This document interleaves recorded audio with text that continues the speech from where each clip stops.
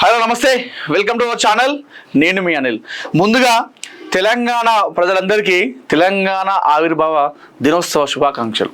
ఈరోజు తెలంగాణకు యావత్ తెలంగాణ ప్రజానికానికి అందరికీ కూడా ఒక పండుగ లాంటిది, ఒక పండుగ వాతావరణం లాంటిది. ఎన్నో ఆశలు, ఎన్నో కలలు, ఎన్నో ఉద్యమాలు, మరెన్నో పోరాటాలు, ఎన్నో కేసులు, ఎన్నో లాఠీ చార్జీలు, మరెన్నో ఆత్మ బలిదానాల మధ్య మనం రాష్ట్రాన్ని సంపాదించుకున్నాం. ఈ ప్రత్యేక రాష్ట్ర కోసం పాటుపడిన పోరాటం చేసినటువంటి ఉద్యమకారులందరికీ కూడా, అమరవీరులకు అందరికీ కూడా జోహార్లు చెప్తూ మనం ఈరోజు మన ఏఎన్ఎన్ తెలుగు మార్నింగ్ న్యూస్ని ప్రారంభిద్దాం. ఎందుకంటే మనందరం కూడా వారిని గుర్తు చేసుకోవాల్సిన అవసరం ఎంతైనా ఉంది. ఏదైతే మలిదశ ఉద్యమంలో 2009 నుండి 2014 మధ్యలో ఎంతోమంది పోరాటం చేశారు. తొలి దశలో, మలిదశలో, అదేవిధంగా 1997, 1988, 1999 టైంలో కూడా తెలంగాణ కోసం గొంతెత్తినటువంటి బెల్లి లలితక్క కూడా మనం తెలుసుకోవాలి. తెలంగాణ కోసం ఎవరైతే, ప్రత్యేక రాష్ట్రం కోసం ఎవరైతే గొంతెత్తిరో, ఎవరైతే దెబ్బలు తిన్నారో, ఎవరైతే కేసులు పెట్టించుకున్నారో, ఎవరైతే రోడ్డెక్కి నిరసన చేసిరో, ఎవరైతే ఆత్మ బలిదానం చేసుకున్నారో వారందరికీ కూడా మనం గుర్తు చేసుకోవాలి, వారందరినీ కూడా స్మరించుకోవాలి.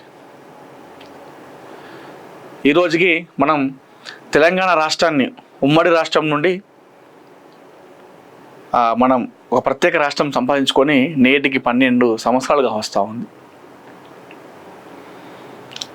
తెలంగాణ అనేది, అందుకే నా తెలంగాణ కోటి రత్నాల వీణ అని చెప్పేసి మనం చెప్తూ ఉంటాం. ఎస్, వాస్తవానికి కూడా మనం ఆంధ్రప్రదేశ్ నుండి విడిపోయినప్పటికి కూడా ఇప్పటికీ ఆంధ్రప్రదేశ్లో అన్నలను, అక్కలను, చెల్లెలను, తమ్ములందరినీ కూడా హక్కున చేర్చుకుంది నా తెలంగాణ. రాష్ట్రాలుగా విడిపోయినాం కానీ మనుషులుగా విడిపోలేదు. మనసులు మాత్రం ఒకే దగ్గర ఉన్నాయి. ఇప్పటికీ చాలామంది మా ఆంధ్ర అన్నలు, తమ్ములు ఇక్కడ జాబ్ చేస్తుంటే ఇక్కడికి వచ్చి వాళ్ళు జాబ్ సర్చింగో లేకపోతే చదువు కోసం వస్తే హక్కున చేర్చుకుంటుంది నా తెలంగాణ. సో అది తెలంగాణకు ఉన్నటువంటి ప్రేమ, ఆప్యాయత, గౌరవం కానీ ఏదైనా సరే ప్రేమిస్తే రెట్టింపు ప్రేమిస్తాం, రెట్టింపు ప్రేమను చూపిస్తాం వాళ్ళపైకి. ఆ విధంగా ఉంటుంది. సో ఈరోజు మన తెలంగాణ ఆవిర్భావ దినోత్సవం కాబట్టి మనం ఒకసారి మన అందశ్రీ గారు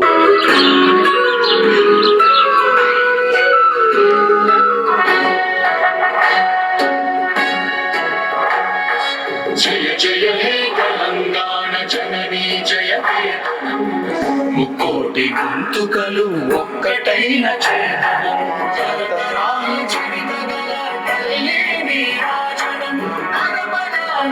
పిల్లలు ప్రణమిల్లిన శుభకరుణం. జై తెలంగాణ, జై జై తెలంగాణ, జై తెలంగాణ, జై జై తెలంగాణ.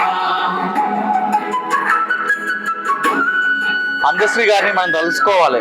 ఈ వేల విషయంలో ఆయన రాసిన పాట మన తెలంగాణ గేయం. హ్యాట్స్ ఆఫ్, జోహార్ అందశ్రీ గారు. జానపద జన జీవన చావళీలు చారువార కవి గాయక వైతాళిక కళల మంజీవాలు జాతిని జాగృత వరచే గీతాల జనజాతరాలు నిత్యము నీ గానం అమ్మని వినాపాడం. జై తెలంగాణ, జై జై తెలంగాణ, జై తెలంగాణ, జై జై తెలంగాణ. తెలంగాణ మట్టికి ఉన్నటువంటి ప్రాధాన్యత, తెలంగాణ మట్టికి ఉన్నటువంటి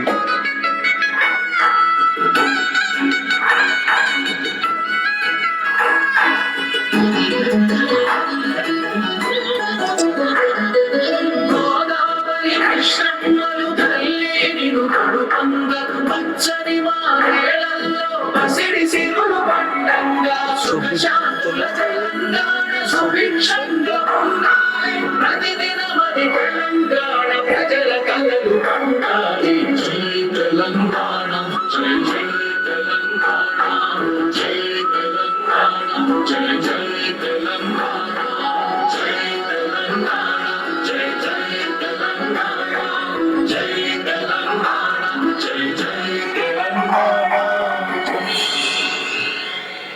జోహార్ తెలంగాణ అమరవీరులకు జోహార్ జోహార్. సో ఈరోజు తెలంగాణ ఆవిర్భావ దినోత్సవం సందర్భంగా మనం అమరవీరుల త్యాగాలను మర్చిపోవద్దు, ఎన్నటికైనా వారిని గుర్తు చేసుకోవాలని చెప్తూ so welcome to ANN Telugu morning news. ఈరోజు మనం మార్నింగ్ న్యూస్లో మహాపత్రికలో ఎలాంటి ప్రధాన అంశాలు ఉన్నాయో మనం చూద్దాం. ఏమైనా పీకగలిగితే డిప్యూటీ సీఎంగా అక్కడ చెయ్యి, నవ నిర్మాణం అని రెచ్చగొడితే సహించం, పవన్ కు మంత్రి పొన్నం హెచ్చరిక, విద్వేష రాజకీయాలు చేస్తే ఊరుకోం. సో ఇది పవన్ కళ్యాణ్ అదేవిధంగా ప్రొఫెసర్ నాగేశ్వరరావు మధ్య వివాదం, అది చినికి గాలివాన అని చెప్పేసి మనం చెప్పుకోవచ్చు. సో అది ఏదో పవన్ కళ్యాణ్ గారి పైన నాగేశ్వరరావు గారు మాట్లాడడము, దానికి ఫ్యాన్స్ అందరూ కూడా ఎదురుదాడి చేయడము, మరొకసారి ఆయన వెనక్కి తీసుకోవడము, ఇవన్నీ జరిగినాయి. ఆయన వెనక్కి తీసుకున్నాడు, సారీ చెప్పిండు. ఇవన్నీ జరిగినప్పటికీ కూడా తెలంగాణ వాదులు ఈ విషయంలో, కొంతమంది తెలంగాణ జర్నలిస్టులు, తెలంగాణ వాదులు ఈ విషయంలో చాలా అంటే చాలా పవన్ కళ్యాణ్ పైన విమర్శలు చేయడం జరిగింది. ప్రొఫెసర్ నాగేశ్వరరావును విమర్శించేంత, ఆయన పైన మాట్లాడేంతటువంటి అర్హత నీకు ఏముందంటూ కూడా తెలంగాణ వాదులు, జర్నలిస్టులు ఆంధ్రప్రదేశ్ డిప్యూటీ సీఎం పవన్ కళ్యాణ్ పైన విరుచుకుపడ్డారు.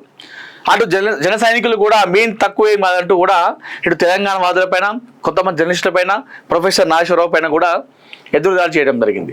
ఈ వివాదాల నేపథ్యంలో నిన్న తెలంగాణ రాష్ట్ర మంత్రి పొన్నం ప్రభాకర్ గౌడ్ గారు కూడా ఈ విషయాన్ని లేవనెత్తి మీడియా సమావేశంలో మాట్లాడడం జరిగింది. పవన్ కళ్యాణ్, నువ్వు రావాలనుకుంటే రా తెలంగాణకి. తెలంగాణ అంటే ఆంధ్రప్రదేశ్ అంటే మాకు చాలా ఇష్టం.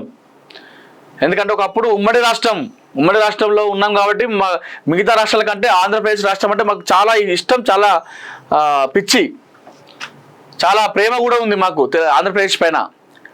మీరు ప్రజాస్వామ్యబద్ధంగా రాజ్యాంగ ప్రకారం మీరు రావచ్చు, పోవచ్చు, తెలంగాణ ఆవిర్భావ వేడుకలో పాల్గొంటే ఇంకా సంతోషం. కానీ నవనిర్మాణం అని చెప్పేసి ఇక్కడ రెచ్చగొట్టే ప్రయత్నాలు అయితే జరుగుతూ ఉన్నాయి. సో దయచేసి రెచ్చగొట్టే ప్రయత్నాలు చేయొద్దు. ఒకవేళ పవన్ కళ్యాణ్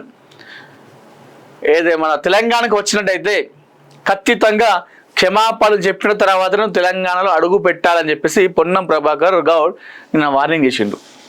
ఎందుకు క్షమాపణ చెప్పమన్నాడంటే, తెలంగాణ వచ్చినప్పుడు 11 రోజులు నేను అన్నం మానేశాను. 11 రోజులు అంటే కలుసున్న రాష్ట్రాలు విడగొట్టు అని చెప్పేసి ఆ బాధలో 11 రోజులు అన్నం తినకుండా నేను ఇంట్లోనే కూర్చున్నా, అన్నం మానేశాను అని చెప్పేసి చెప్పడం జరిగింది పవన్ కళ్యాణ్ గారు. అందుకోసమే తెలంగాణ పైన ఆయనకు ఉన్నటువంటి అంటే తెలంగాణ ప్రత్యేక రాష్ట్రం వస్తే ఆయనకి ఏ విధంగా ద్వేషించాడు అనే విషయాన్ని మనం అర్థం చేసుకోవచ్చు అని చెప్పేసి పొన్నం ప్రభాకర్ గౌడ్ యొక్క ఆయన విధానం అన్నట్టు. అంటే ఆయన అట్లా ఆలోచించుకొని చెప్పిండు అన్నాడు. అదేవిధంగా కోనసీమ జిల్లాలకు తెలంగాణ దృష్టి పడ్డది కాబట్టి ఈరోజు ఈ విధంగా ఉంది అని చెప్పేసి పవన్ కళ్యాణ్ అన్నాడు. సో ఈ 2 విషయాలకు పవన్ కళ్యాణ్ క్షమాపణ చెప్పాలి తెలంగాణకు, అప్పుడు అడుగు పెట్టాలని చెప్పేసి చెప్పడం జరిగింది. నువ్వు డిప్యూటీ సీఎంగా ఏమన్నా పీకేయగలిగితే మీ ఆంధ్రప్రదేశ్లో చేసుకో, అక్కడ చేసుకో. నువ్వు ఇక్కడికి వచ్చి ఏదో వెలుగబెడతాంటే మాత్రం ఇది ఊరుకునే ప్రసక్తి లేదు. ఇది తెలంగాణ రెచ్చగొట్టే ప్రయత్నాలు చేస్తా ఉన్నారు మరొకసారి అని చెప్పేసి పొన్నం ప్రభాకర్ గౌడ్ నిన్న చాలా అంటే చాలా ఒక వార్నింగ్ కూడా ఇవ్వడం జరిగింది పవన్ కళ్యాణ్ గారికి. ఈసారి పెట్టుకుంటే మూతు పళ్ళు రాలుతాయి, టీఆర్ఎస్ చీఫ్ కల్లకుంట కవిత 5, మీకు రాజధాని కట్టుకోవడం చేత కాదు, తెలంగాణ నవనిర్మాణం చేస్తావా? ఓకే, ఇదే విషయం పైన టీఆర్ఎస్ తెలంగాణ రాష్ట్ర సేన అధ్యక్షురాలు కల్వకుంట్ల కవిత గారు కూడా మాట్లాడడం జరిగింది. మా తెలంగాణ జోలికి వస్తే మంచిగా ఉండేది బిడ్డ, గతంలో మా జోలికి వస్తేనే తెలంగాణ తెచ్చుకున్నాం, ఈసారి అయితే అట్లా కాదు, మూతిపాలు రాలుతాయి, మర్యాద ఉంటే మర్యాద ఇస్తాం. అక్కడ ఆంధ్రప్రదేశ్లో మీకు రాజధాని చక్కగా లేదు, మీకు రాజధాని కట్టుకోవడానికే శాతం అయితే లేదు. అక్కడ రాజధాని కట్టుకోరు, తర్వాత తెలంగాణకు వచ్చి ఇక్కడ రాజకీయాలు చేస్తారు, ఇక్కడ జిహెచ్ఎంసీ ఎన్నికల్లో పాల్గొంటారు లేదో తర్వాత ముచ్చట. కానీ ఫస్ట్ నువ్వు అక్కడ పోయి మీ రాజధాని కట్టుకో పవన్ కళ్యాణ్, ఇక్కడికి వచ్చి ఇట్లాంటి వేషాలు అయితే మాత్రం మేము ఊరుకం. ఇది టీఆర్ఎస్ జెండా, ఇది అప్పటి జెండా కాదు, టీఆర్ఎస్ 2.0 జెండా, మంచిగా ఉండదు బిడ్డ అని చెప్పేసి పవన్ కళ్యాణ్ గారికి కూడా కవిత గారు కూడా వార్నింగ్ అయితే ఇవ్వడం జరిగింది.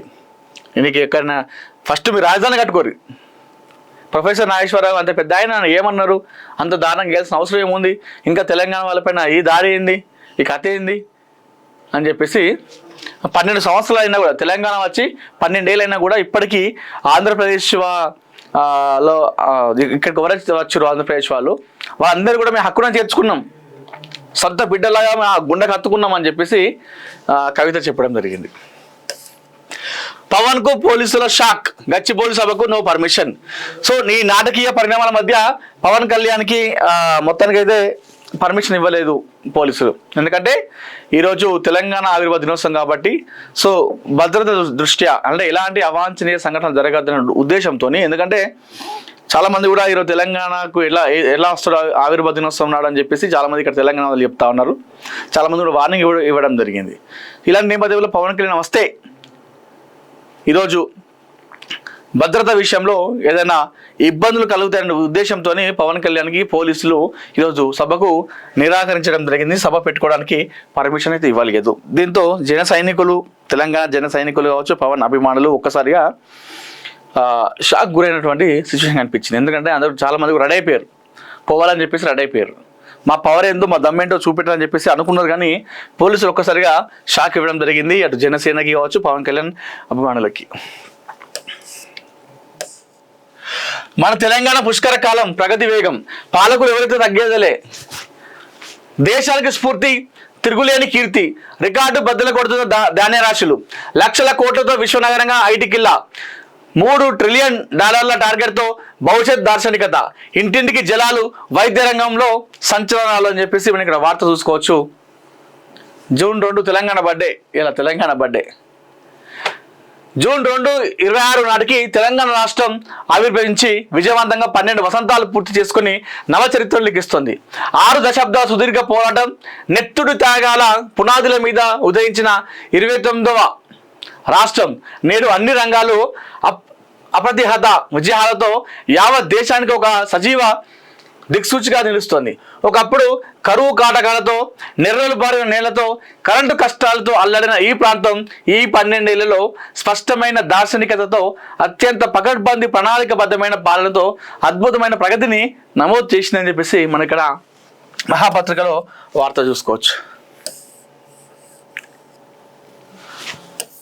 నిన్న ఉమ్మడి ఆదిలాబాద్ జిల్లాలో సీఎం రేవంత్ రెడ్డి గారి పర్యటన మనం చూసుకోవచ్చు. వడ్లు కొనకపోతే జూన్ 15 తర్వాత కేంద్రంపై యుద్ధం చేస్తామంటూ కూడా నిన్న రేవంత్ రెడ్డి మాట్లాడడం జరిగింది. ఎట్లా కొనరో బీజేపీ ఆఫీసుల వద్దే తేల్చుకుంటాం. కాగజ్ నగర్ సభలో ముఖ్యమంత్రి రేవంత్ రెడ్డి అల్టిమేటం. రైతు ప్రజల కోసం మోడీ అయినా కిషన్ రెడ్డి అయినా ఎవరిని లెక్క చేయను. తుమ్మిడి హట్టికి సహకరించకుంటే ఆదిలాబాద్ జిల్లా ఉప్పనే కదులుతుంది. మహారాష్ట్ర సీఎంకు సహకరించాలని విజ్ఞప్తి చేస్తున్నా. సత్రంలో భోజనానికి నెల్లూరు పెద్దారెడ్డి రికమెండేషన్ అక్కర్లేదు. కేంద్ర మంత్రి కిషన్ రెడ్డి వడ్లు కొనడానికి బాధ్యతలు తీసుకోవాలని చెప్పేసి సీఎం రేవంత్ రెడ్డి గారు నిన్న మాట్లాడడం జరిగింది. ఏదైతే నిన్న ఆ కాగజ్ నగర్లో పెట్టిన సభ ఏదైతుందో అది పూర్తిగా కూడా రైతుల కోసం, ఎక్కువ శాతం రైతుల అభ్యున్నతి కోసం, రైతుల కోసమే ఎక్కువ స్పీచ్లో మాట్లాడడం జరిగింది. సో చాలామంది రైతన్నులు వచ్చి ఆ సభను హాజరు కావడం జరిగింది. రేవంత్ రెడ్డి గారు ప్రసంగిస్తున్నప్పుడు అందరూ కూడా హుషారుగా ఈలలు కేకలు వేస్తూ సంబరాలు జరుపుకున్నారు రేవంత్ రెడ్డి గారి స్పీచ్ వింటుకు. ఇక్కడ రేవంత్ రెడ్డి గారి పక్కన కూడా మనం అక్కడ విజువల్స్లో చూసుకోవచ్చు ఫోటో. రాక్వెల్ ఇంటర్నేషనల్ స్కూల్ బరితెగింపు, జీవో 111కు తూట్లు. 0 అనుమతులతో బహుళ అంతస్తుల నిర్మాణాలు, గడప దాటని టౌన్ ప్లానింగ్ అధికారులు, లంచాలు మింగి వైద్య శాఖ అనుమతుల జారీ, మచ్చుకైనా కనిపించని ఫైర్ సేఫ్టీ, అగ్ని ప్రమాదాలు జరిగితే అంతే సంగతులు, పిల్లల ప్రాణాలతో చిలగాటం, జోనల్ కమిషనర్ స్పందించాలంటున్న స్థానికులట. ఇది కథ. జుడూరి కోట్లు పెట్టి అంత పెద్ద కడతారు. అక్కడ చూసుకుంటే జీవో 111కు అసలు ఏం సంబంధించినటువంటి అక్కడ అవి లేవంట. 0 పర్మిషన్తోని బహుళ అంతస్తులు కట్టిరట. లంచాలు మింగి వైద్య శాఖ అనుమతులు జారీ చేసుకున్నారట. అక్కడ ఫైర్ సేఫ్టీ అనేది కొంచెం కూడా లేదట. అది చూడండి ఎంత పెద్ద బిల్డింగ్. ఇట్లాంటి బిల్డింగ్లలో ఫైర్ అనేది, యాక్సిడెంట్ అనేది ఎక్కువగా అనిపిస్తూ ఉంటుంది, ఎక్కువ అయ్యే అవకాశాలు ఉంటాయి. ఫైర్ సేఫ్టీ లేదట. ఏంది ఇది? ఏం కథ, లక్షలు పెట్టి చదువుకోవాలి, ఎప్పుడు అంటే ఇక బిక్కు బిక్కు అంటే చదువుకోవాలల్లా కూర్చున్న పిల్లగాళ్ళందరూ కూడా ఎప్పుడు ఏమవుతుందో అని చెప్పి. స్కూల్కి వెళ్ళినామంటే మళ్ళీ వచ్చేంత వరకు చదువు మీద దృష్టి పెట్టాలి, అట్లాంటి ఉండాలి వాతావరణం. శంషాబాద్లో జీవో 111కు తూట్లు పడుస్తూ రాక్వెల్ ఇంటర్నేషనల్ స్కూల్ యాజమాన్యం వరితెగింపునకు పాల్పడింది. 0 అనుమతులతో 8.5 ఎకరాల విస్తీర్ణంలో స్కూల్ నిర్మాణం సాగిస్తోంది. శంషాబాద్ సర్కిల్ టౌన్ ప్లానింగ్ అధికారులకు మామూలు అందడంతో కార్యాలయం గడప దాటడం లేదని విద్యాశాఖ అధికారులు భారీ ఎత్తున లంచాలు మింగి స్కూల్ నిర్వహణ అనుమతులు జారీ చేశారని బహిరంగ ఆరోపణలు వ్యక్తమవుతున్నాయి. ప్రభుత్వం నుండి ఎలాంటి నిర్మాణ అనుమతులు లేకపోవడంతో ఫైర్ సేఫ్టీ అనుమతులు నిరాకరించినట్లు అగ్నిమాపక శాఖ అధికారి తెలిపారు. అగ్ని ప్రమాదాలు జరిగితే అంతే సంగతుల చంటి పిల్లల ప్రాణాలతో చెలగడ మారతారా అంటూ స్థానికులు ప్రశ్నిస్తున్నారు. విద్యాశాఖ నుండి అడ్డదారిలో స్కూల్ యాజమాన్యం అనుమతులు పొందారని జోనల్ కమిషనర్ స్పందించి వాటిని రద్దు చేయాలని స్థానిక ప్రజలు డిమాండ్ చేస్తున్నారు. ఇది రాక్వెల్ ఇంటర్నేషనల్ స్కూల్ యొక్క నిర్వాహకం అన్నట్టు. సో పేరెంట్స్ దయచేసి ఆలోచించండి. ఇలాంటి పెద్ద పెద్ద ఇంటర్నేషనల్ స్కూల్ అని చెప్పేసి పెద్ద పెద్ద కార్పొరేట్ విద్యా సంస్థలు అని చెప్పేసి మనం జాయిన్ చేపిస్తే అందులో మన పిల్లలకి సేఫ్టీ ఉందా? మన పిల్లలకు నాణ్యమైన విద్య అంటే ఇళ్ళకి పోతే మీ పిల్లలు ఇంగ్లీష్ నేర్చుకుంటారు కావచ్చు, చదువుతారు కావచ్చు, మరి అది బట్టి చదువుతున్నాడా, టార్చర్ పెట్టి చదివిస్తున్నారా అనేది కూడా చూసుకోవాలి. ఇప్పటి కార్పొరేట్ సంస్థలు ఎట్లున్నాయంటే టార్చర్ పెట్టి చదివిస్తున్నారు, ఇష్టంతో కాదు. ఎందుకు ఈ మధ్యకాలంలో సూసైడ్ ఎక్కువవుతున్న పిల్లలు 10th క్లాస్ విద్యార్థులని, ఇంటర్ విద్యార్థులని అంటే ఇట్లాంటి టార్చర్ భరించలేకనే. అటు పేరెంట్స్ కావచ్చు, ఇటు ఇట్లాంటి ఇంత పెద్ద పెద్ద కార్పొరేట్ సంస్థలు కావచ్చు, చదువు అని చెప్పేసి వాళ్ళను టార్చర్ చేసేసరికి వాళ్ళు సూసైడ్ చేసుకుంటున్నారు చాలామంది కూడా. ఇది కాదా మరి రాక్వెల్ ఇంటర్నేషనల్ స్కూల్ పైన మరి అధికారులు ఎలాంటి చర్యలు తీసుకుంటారో చూడాలి. ఖచ్చితంగా ఏదైతే ఇవన్నీ ఉన్నాయో అటు ఫైర్ సేఫ్టీ లేదట, అక్కడ 0 పర్మిషన్తో బహుళ అంతస్తులు ఎట్లా కట్టారు, ఖచ్చితంగా రాక్వెల్ ఇంటర్నేషనల్ స్కూల్ పైన చర్యలు తీసుకోవాలని చెప్పేసి అధికారులను కోరుతా ఉన్నాను. ఇందులో ఎవరెవరైతే వీళ్ళకు సపోర్ట్ చేసినటువంటి నాయకులు ఉన్నారో, ఎవరెవరైతే ఇంకా పెద్ద పెద్ద వాళ్ళు ఉన్నారో వాళ్ళందరూ కూడా బయటికి ఎక్కి రావాలి. వాళ్ళందరూ బయటికి ఎక్కేస్తే అప్పుడు ఉంటుంది కథ, వీళ్ళకి ఎవరు సపోర్ట్ చేశారని చెప్పేసి. ఇది చూడరు ఎంత పెద్దగా ఉన్నది, ఎంత కథ ఉన్నది. ఇట్లాంటిదల్లా మనకు ఫైర్ సేఫ్టీ అనేది మస్ట్ అండ్ షుడ్. ఎందుకంటే ఇట్లాంటి వాటిలో ఎక్కువ జరిగేటువంటి అవకాశం ఉంటాయి. ఫైర్ సేఫ్టీ లేకపోవడం ఏంది? లక్షలు పెట్టి చదివించుకోవాలి, మళ్ళా పిల్లలను పంపిస్తే మళ్ళీ క్షేమంగా బయటకు వస్తారు రాడని చెప్పేసి బిక్కు మనం టెన్షన్ పడాలా? ఏంది ఇది? లక్షలు తీసుకున్నప్పుడు ఫైర్ సేఫ్టీ ఎందుకు పెట్టుకోలేదు ఈ రాక్వెల్ ఇంటర్నేషనల్ స్కూల్ వాళ్ళు మరి? సో ఖచ్చితంగా దీనిపైన చర్యలు తీసుకోవాలని చెప్పేసి మనస్ఫూర్తిగా మేము కోరుతా ఉన్నాము. గీతా కార్మికుడి ఇంట ముఖ్యమంత్రి, తాటికల్లు రుచి చూసిన చంద్రబాబు సామాన్యుడి గడప తొక్కి స్వయంగా పింఛను అందజేత, కష్ట సుఖాలపై ఆత్మీయ పలకరింపు, గూడు లేదని చెప్పగానే పక్కా ఇల్లు నిర్మించాలని అధికారులకు తక్షణ ఆదేశాలు. కాకినాడ జిల్లా చామవరంలో సీఎం పర్యటన. ఈ మధ్యకాలంలో సీఎం చంద్రబాబు నాయుడు గారు తమ పంతాన్ని మార్చుకున్నారు. అంటే ఒకనొక సందర్భంలో కార్లు, సభలు, మరి ఇల్లు, బహిరంగ సభలు ఇట్లాంటి వాటికి పరిమితమైనటువంటి చంద్రబాబు నాయుడు ఈ మధ్య కాలంలో నేరుగా ప్రజల ఇంటికి వెళ్తూ ఉన్నాడు, వాళ్ళ ఇంట్లో కూర్చుంటున్నాడు, వాళ్ళ ఇంటికి వెళ్ళి మరి వంట చేస్తున్నాడు, వాళ్ళతో కూర్చొని మరి భోజనం చేస్తూ ఉన్నాడు. ఈ మధ్యకాలంలో చంద్రబాబు నాయుడు గారు తన రాజకీయాలంతా కూడా కొంచెం మార్చుకున్నారని చెప్పుకోవాలి. కొంచెం హుందాగా సామాన్యుడికి దగ్గరగా వెళ్తూ ఉన్నారు చంద్రబాబు నాయుడు గారు. నిన్న ఒక గీతా కార్మికుడు ఇంటికి వెళ్ళిండు చంద్రబాబు నాయుడు వెళ్ళి తాటికల్లు రుచి చూసినటువంటి ఇక్కడ ఫోటో కూడా మనం చూసుకోవచ్చు మహాపత్రికలో. సో కళ్ళు తాగి కొద్దిసేపు వారితో మాట్లాడి పింఛన్ను కూడా అందజేసిందంట. కష్ట సుఖాలపై పలకరించుకుంటా గీతా కార్మికుడు నాకు ఇల్లు లేదు అయ్యా అని చెప్పేసి చెప్పగానే ఇల్లు నిర్మించాలని చెప్పేసి అధికారులకు అక్కడనే ఆదేశాలు జారీ చేసిండు. ఈ మధ్యకాలంలో చంద్రబాబు నాయుడు ఇలాంటి చాలా కార్యక్రమాలు చేసిండు. ఏదైనా లేదంటే వెంటనే చెప్పి ఇల్లు కొనిపించడమా, లేదంటే ఒక ఆటో కొనిపించడం, ఏదో ఒక రకంగా వాళ్ళకు తక్షణ సహాయాలు బాగా చేస్తూ ఉన్నాడు చంద్రబాబు నాయుడు ఈ మధ్యకాలంలో. నిరుద్యోగులకు గుడ్ న్యూస్. నేడు 3 ఉద్యోగ నోటిఫికేషన్లు విడుదల. 3800 పోస్టుల భర్తీకి ఆర్థిక శాఖ అనుమతి. నిరుద్యోగులకు Telangana public service commission good news చెప్పింది. ప్రభుత్వ ఉద్యోగాల భర్తీపై ప్రకటన చేసింది. నోటిఫికేషన్ల విడుదలతో పాటు పరీక్ష విధానంలో తీసుకురానున్న మార్పులపై టీజీపీఎస్సీ చైర్మన్ బుర్రా వెంకటేశం కీలక వివరాలను వెల్లడించారు. మంగళవారం ఒకేసారి 3 కొత్త ఉద్యోగ నోటిఫికేషన్లను విడుదల చేస్తామని చెప్పారు. కంప్యూటర్ బేస్డ్ విధానంలో పరీక్షలు నిర్వహిస్తామని చెప్పేసి తెలిపారట. 3 ఉద్యోగ నోటిఫికేషన్లు. రాష్ట్రంలో ఉద్యోగాల భర్తీ ప్రక్రియ ఊపందుకుంది.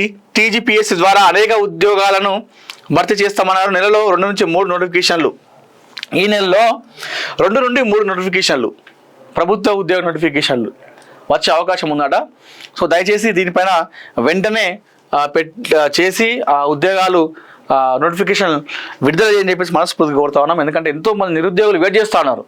ఎప్పుడు నోటిఫికేషన్లు పడతాయా, ఎప్పుడు చదువుకోవాలని చెప్పేసి చాలామంది కళ్ళు కాయలుగా ఎదురు చూస్తూ ఉన్నారు. సో అటు మహిళలు కావచ్చు, ఇటు పురుషులు కావచ్చు, యువతులు అందరూ కూడా నోటిఫికేషన్ కోసం ఎదురు చూస్తూ ఉన్నారు. ఈ నేపథ్యంలో ఇక్కడ ఒక మంచి వార్త అయితే వస్తూ ఉంది. 3 ఉద్యోగ నోటిఫికేషన్లు అట. 3800 పోస్టుల భర్తీకి ఆర్థిక శాఖ అనుమతి అని చెప్పేసి మనం ఇక్కడ వార్త చూస్తున్నాము. సో ఎవరైతే ప్రభుత్వ ఉద్యోగం కొట్టాలని చెప్పేసి ఆశలు ఉంటుందో, కళ్ళకంటారో వారందరూ కూడా గుడ్ న్యూస్ అని చెప్పుకోవాలి. సో గెట్ రెడీ, మీరు రెడీ అవ్వండి, ప్రభుత్వ ఉద్యోగం కొట్టేయండి. దేశవ్యాప్తంగా 27 రాజ్యసభ స్థానాలకు ఎన్నికలట. 10 రాష్ట్రాల పరిధిలోని ఖాళీలకు ఈసీ నోటిఫికేషన్. ఈ నెల 8 వరకు నామినేషన్ల దాఖలకు గడువు అంట. దేశవ్యాప్తంగా మొత్తం 27 రాజ్యసభలకు ఎన్నికలు జరుగుతూ ఉన్నాయి. 10 రాష్ట్రాల పరిధిలోని ఖాళీలకు ఈసీ నోటిఫికేషన్. మొత్తం 10 రాష్ట్రాలలో 27 రాజ్యసభ స్థానాలు ఖాళీ ఉంటే వాటికి ప్రజెంట్ ఎన్నికలు జరుగుతూ ఉన్నాయి. ఈ నెల 8 వరకు నామినేషన్ల దాఖలకు గడువు అట. ఈ నెల 8 వరకు కూడా నామినేషన్లు దాఖలు వేసుకోవచ్చట.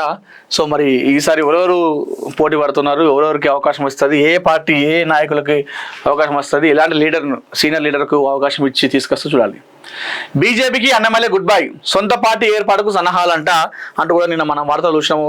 సో అన్నమలై బీజేపీ పార్టీలో చేరిన తర్వాత సౌత్ ఇండియాలో కాస్త ఊపు పెరిగింది బీజేపీకి అని చెప్పుకోవాలి.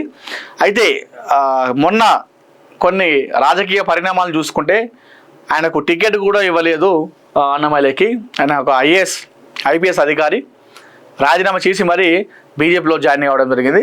ఈ నేపథ్యంలో మరి ఆయన బీజేపీకి గుడ్ బై చెప్తున్నాడని చెప్పేసి వార్తలు అయితే వస్తున్నాయి. మరి అందులో నిజం ఉందా లేదని చెప్పేసి మనకు తెలియదు. ఫోన్ ట్యాపింగ్ కేసులో కీలక మలుపు అని చెప్పేసి ఇక్కడ మనం చూస్తున్నాము. సిట్ విచారణకు కాంగ్రెస్ ఎమ్మెల్యేలు ఎన్నం, అదేవిధంగా అనిరుద్ధ్ అని చెప్పేసి మనం ఇక్కడ వార్తలు చూసుకోవచ్చు.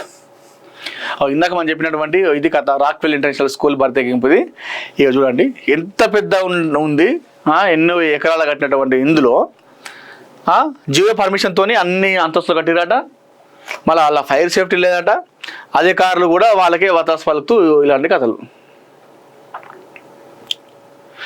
జోనల్ కమిషనర్ చంద్రకళ స్పందిస్తేనే ప్రభుత్వం నుండి ఎలాంటి అనుమతులు లేకుండా రాక్వెల్ ఇంటర్నేషనల్ స్కూల్ పేరుతో జియో 111కి విరుద్ధంగా నిర్వహణ జరుగుతుందని జోనల్ కమిషనర్ చంద్రకళ స్పందించి చర్యలు తీసుకోవాలని చెప్పేసి స్థానికులు కోరుతా ఉన్నారు. అలాగే జిల్లా విద్యాశాఖ అధికారి అడ్డదారిలో స్కూల్ నిర్వహణకు పర్మిషన్ ఇచ్చారని, ఫైర్ సేఫ్టీ లేకుండా ఎలా స్కూల్ నిర్వహిస్తారని వాళ్ళు ప్రశ్నిస్తున్నారు.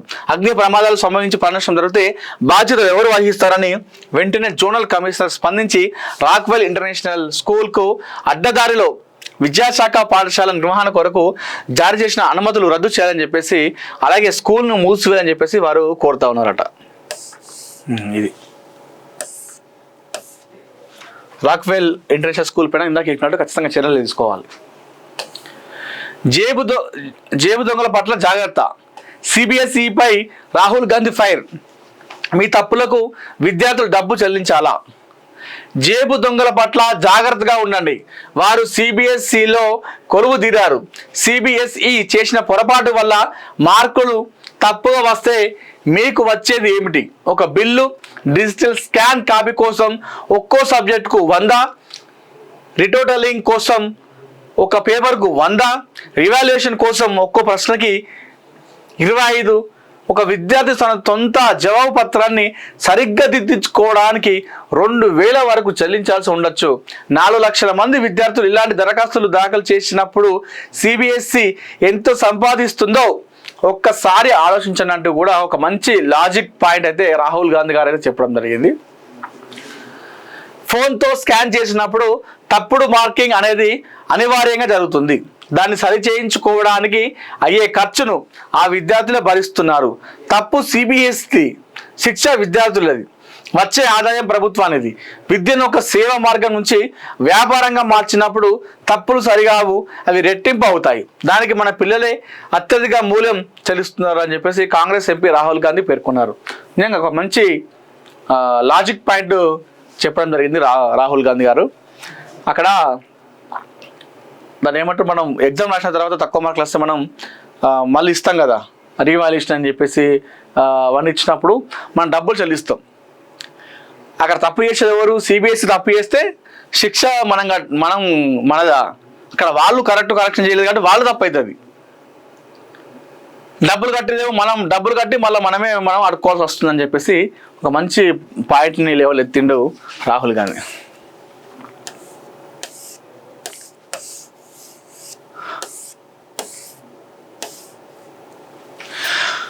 వడ్లు కొనకపోతే జూన్ 15 తర్వాత కేంద్రంపై యుద్ధమే, ఇందాక మనం చదివినటువంటి వార్త.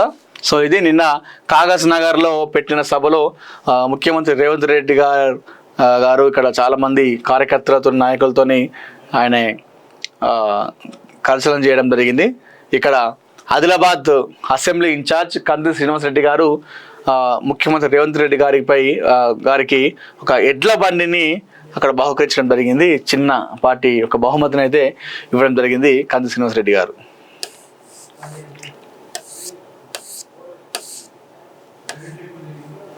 ఇక్కడ చార్ధామ్ జామ్ధామ్ అని చెప్పేసి ఇక్కడ మనం చూసుకోవచ్చు వార్త.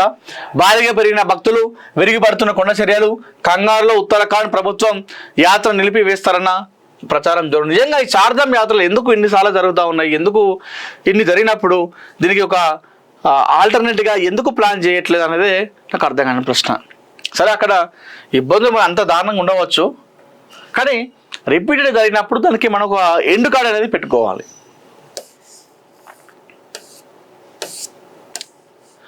రాష్ట్రంలో గుడిసె కనిపించవద్దు, ఆసిఫాబాద్ పర్యటనలో సీఎం రేవంత్ రెడ్డి. నిన్న గృహ ప్రవేశాలు కూడా ఆయన చేయడం జరిగింది. రిబ్బన్ కటింగ్ చేస్తూ రేవంత్ రెడ్డి గారు, అదేవిధంగా పొంగడి శ్రీనివాస్ రెడ్డి గారు, మిగతా కాంగ్రెస్ నాయకులందరూ కూడా కనిపిస్తూ ఉన్నారు. కాంగ్రెస్ లో భారీ చేరికలు. 18-19 వార్డు నుండి తరలి వచ్చిన కాలనీవాసులు కండువాలు కప్పి స్వాగతించిన కంది శ్రీనివాస్ రెడ్డి. ఆదిలాబాద్ లో నిన్న 18-19 వార్డు నుండి చాలా మంది కాలనీవాసులు తరలి వచ్చి వాళ్ళు కాంగ్రెస్ పార్టీలో జాయిన్ కావడం జరిగింది.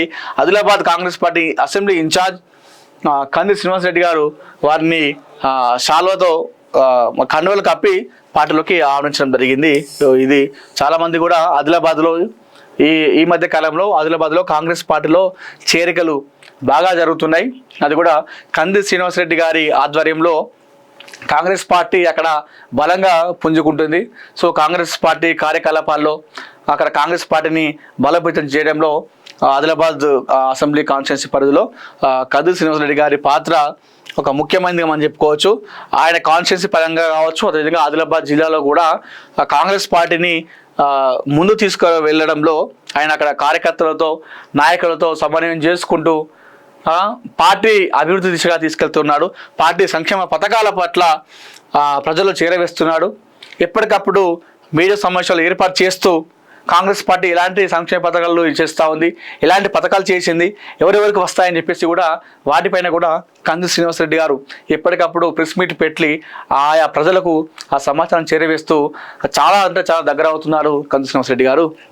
ఈ నేపథ్యంలోనే ఆదిలాబాద్లోని అక్కడ 18-19 వార్డు నుండి చాలామంది కాంగ్రెస్ కార్యకర్తలు ఇతర పార్టీలో ఉన్నటువంటి నాయకులు అందరూ కూడా నిన్న అసెంబ్లీ మన క్యాంపు కార్యాలయం చేరుకుని ఆదిలాబాద్లో కంది శ్రీనివాస్ రెడ్డి గారి ఆధ్వర్యంలో వారు కాంగ్రెస్ పార్టీలో జాయిన్ కావడం జరిగింది. సో అక్కడ కాంగ్రెస్ పార్టీ అయితే బలంగా పుంజుకుంటుంది ఆ అసెంబ్లీ కాన్స్టిట్యున్సీలో, మన ఆదిలాబాద్ అసెంబ్లీ కాన్స్టిట్యున్సీలో. అందులో కంది శ్రీనివాస్ రెడ్డి గారి పాత్ర చాలా ప్రముఖంగా చెప్పుకోవచ్చు.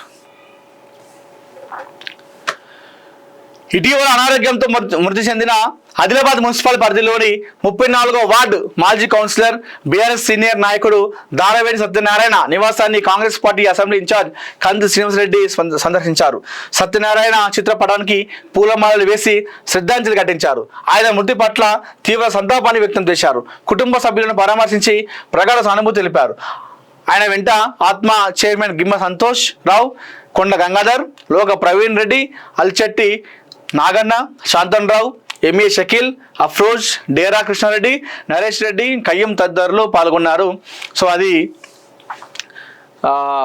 ఏదైనా సరే, ఏ కార్యక్రమమైనా సరే కంది శ్రీనివాసరెడ్డి అక్కడ ఖచ్చితంగా ఉంటారు. అది అక్కడ వినోదమైన విషాదమైన ఆయన అక్కడ పాల్గొంటారు. అక్కడ ప్రజలతో దగ్గర వారి కష్ట సుఖాలు తెలుసుకుంటారు.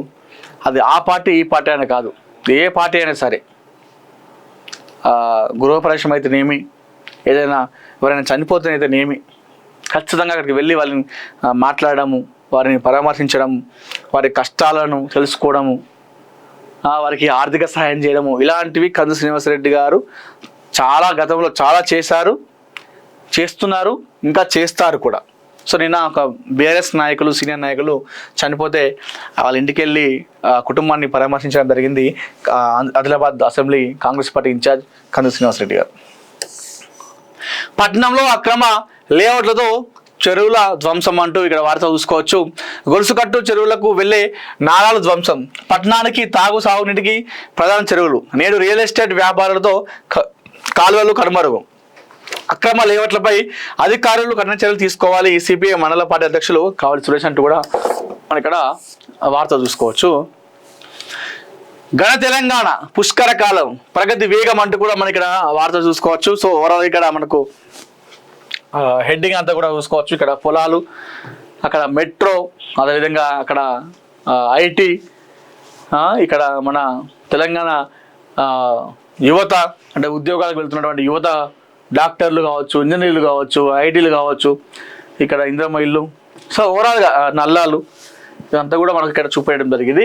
ఘన తెలంగాణ పుష్కర కాలంలో ప్రగతి వేగం అంటూ కూడా మనం ఇక్కడ హెడ్డింగ్లో చూసుకోవచ్చు. ఉద్యమం నుంచి అభివృద్ధి దిశగా, అప్పుడు కేవలం తెలంగాణ కోసమే ఉద్యమం చేసినాము, తెలంగాణ వస్తే చాలు అని చెప్పేసి మాకు ప్రత్యేక రాష్ట్రం కావాలని చెప్పి ఉద్యమం చేసినాము. ఇప్పుడు అభివృద్ధి దిశగా ముందుకు అడుగులు వేస్తూ ఉన్నాము. అంటే చూడండి, తెలంగాణలో ఉన్నటువంటి దాన్ని ఏమంటారు, మన ఆ పోరాటం కావచ్చు, ఆ కథ కావచ్చు, అప్పుడు కేవలం ఉద్యమమే.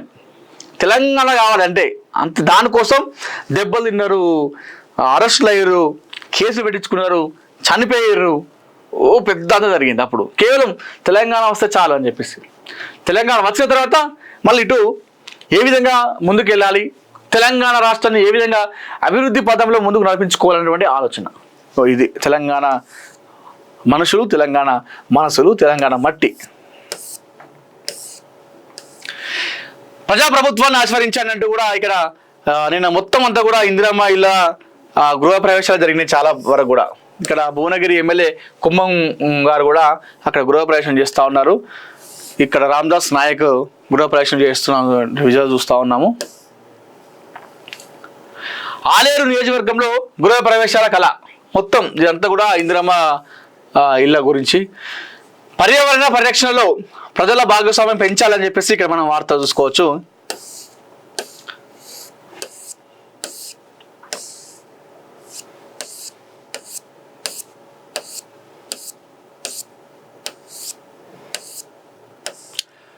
తొమ్మిది గంటల మించి ఎప్పుడు పని చేయలేదు అంటూ కూడా ఇక్కడ మనకు వార్త చూసుకోవచ్చు. సో ఈ సినిమా పేజ్. కోలివుడ్లో మళ్ళీ బిజీ అయిపోయిన తెలుగుంటి ఆడపడచ్చు అని చెప్పేసి ఇక్కడ వార్త. ఐశ్వర్య రాజేష్ రణధీర్ సింగ్ని కాదు FWICని బ్యాన్ చేయనంటూ కూడా ఇక్కడ RGB ఫైర్ అవుతున్నారు. కాజల్ వరుస ఫోటోషూట్స్, దానికోసమే ఇదంతా అంటూ కూడా ఈ మధ్యకాలంలో పెళ్లి తర్వాత తన కుమార్తె పుట్టిన తర్వాత ఈ మధ్యకాలంలో చాలా దూరం ఉంది సినిమాలకి. మళ్ళీ ఇప్పుడు ఫోటోషూట్లతో చాలా బిజీ అయిపోయింది కాజల్ అని చెప్పుకోవాలి. సో ఇవి మొత్తానికి ఈరోజు ANN తెలుగు మార్నింగ్ న్యూస్లోని విషయాలు. మరిన్ని ఇంట్రెస్టింగ్ వార్తల కోసం చూస్తూనే ఉండండి ANN తెలుగు. నేను మీ జర్నలిస్ట్ అనిల్.